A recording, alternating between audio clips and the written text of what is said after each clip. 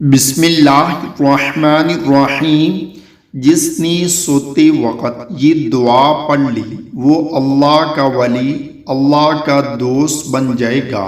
جو شخص بستر پر لیٹے اور یہ دعا پڑھے، لا الہ الا اللہ وحدہ لا شریک لہ لہ الملک ولہ الحمد وَهُوَ عَلَى كُلِّ شَيْءٍ قَدِيرٌ لا حول ولا قوة إلا بالله سبحان الله والحمد لله ولا إله إلا الله واللہ اکبر، تو اس کے گناہ معاف کر دیے جائیں گے، بے شک سمندر کی جاگ کے برابر ہوں۔